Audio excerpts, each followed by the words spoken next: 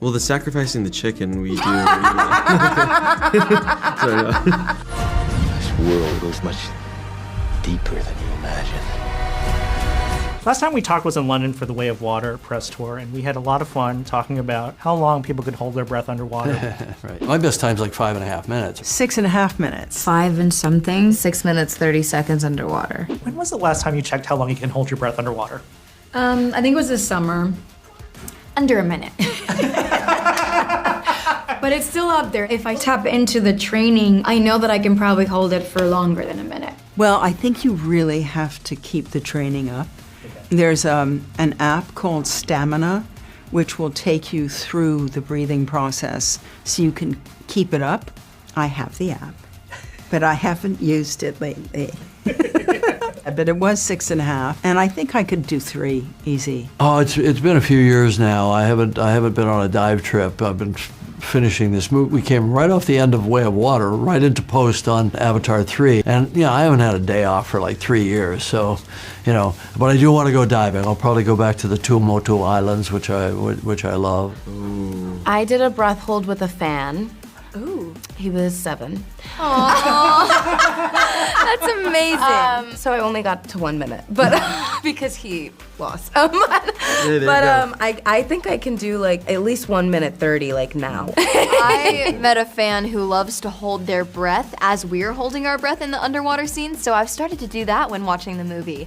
And I guess that's been my test, so I always make sure to do the breathe ups before it. And actually, I was surprised how long I could go, but not really long at all compared to when we were actually filming. Honestly, last time I think I held my breath was working on Avatar. I'm not trying to do all that. Yeah, no.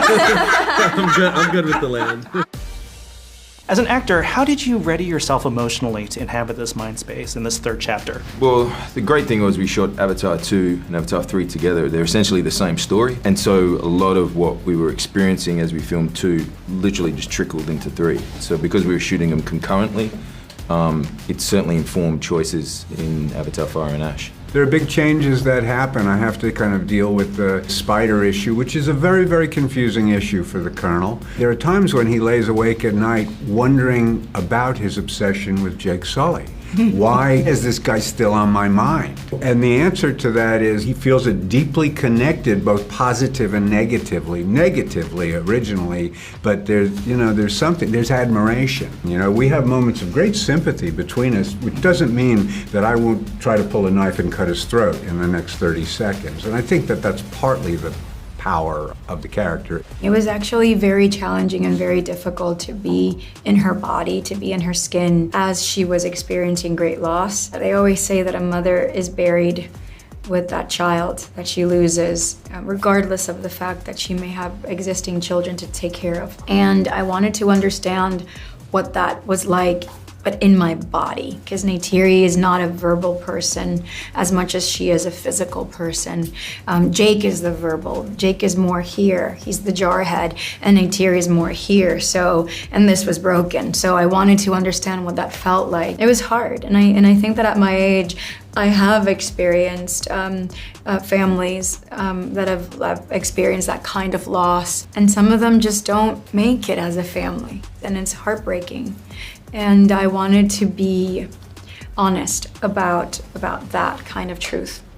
Like all of the children, I come into my own in this because our parents are busy with other problems, and the kids are really on their own, and they have to learn to rely on themselves and each other and protect each other. And so the childish squabbles sort of recede, and she kind of gives up her angst and just takes action. And I was very gratified by the reaction in the theater because people really are with her, and so they could celebrate those breakthroughs with me, When I chose to write the story of a family, it also took me back to my troubled teen years. We were all troubled teens, let's face it, right? I just got excited around that idea of what are the values that are important to me? What are the values that are important to my kids and that I want to impart to them? I was just taking all that and saying, okay, how can I ground this dreamlike experience on this other planet in a way that everybody everywhere can appreciate? well, I'll make it about a family. Because we're all going through that. We're either in conflict with our family or we're supported and loved by our family, whatever it is. We're working out all of our family stuff all around the world. It's the basic unit, right? And then beyond that, you have your tribal unit. And how does your family exist within that community? And what are the pressures around that? You said you could protect this family. I was wrong. You guys started principal photography in 2017. And a lot of life has happened to y'all since then. When you look at the screen and you see this movie, what strikes you about the 2017 version of yourself? I think she was much more impulsive. Maybe it's like that being little thing where you haven't learned to have a filter and you haven't learned to have these mental instincts to pull yourself back sometimes. But I think at that time I was just much more daring to like just trust my instincts or take chances and take choices and even experiment with that when it came to the scenes and Took especially and playing with Jim since he's such a collaborative director.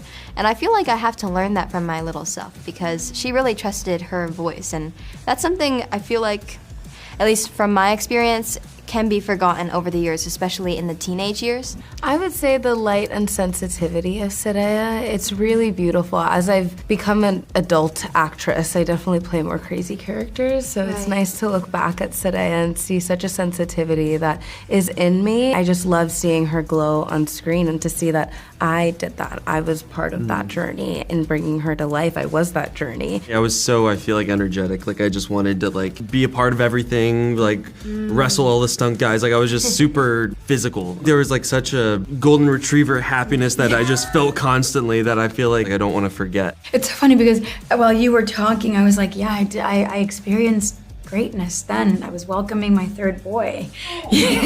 And nothing is bigger than that. That was so impactful in my life. Everything else feels like a bonus. It is a family. Una, let's talk about your character. You just jump off the screen with this performance here. What were some of the creative points of inspiration as you developed this character? Oh, it was like falling off a cliff into the unknown because she's very different from me in so many ways. I studied Zoe a lot. You know, she is Pandora. So looking at her and the way she moved and then just sort of considering, okay, what happens when we cinch around the heart and just close the heart up and make it really tight around the chest, like she can't let go.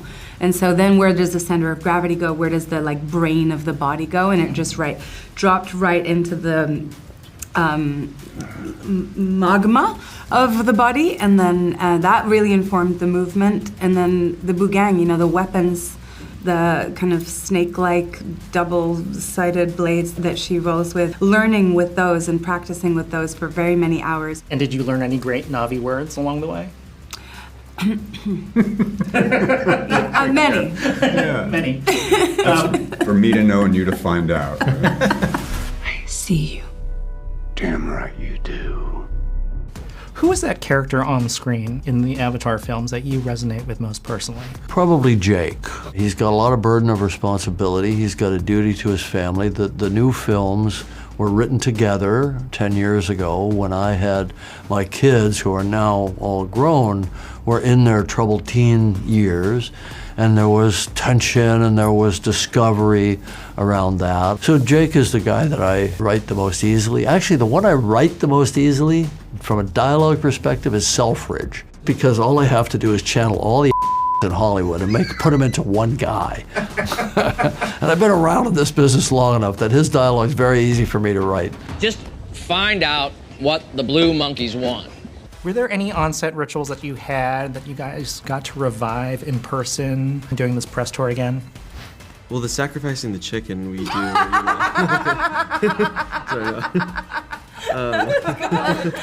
we just end it on that? I'm sorry. No chickens were harmed in this press tour or film. But any mantras or any special phrases? Were there any Na'vi phrases? I mean, we're not blue all the time, and I think I feel like we still love to bring up Sivako, Yeah. which is Yeah. Rise to the Challenge. The past couple days, we had a little powwow all together, the cast and Jim, and I think those moments are always so special to me. Being in the same room again and feeling everybody's energy, it's so contagious. 3, 2, 1, Sivako!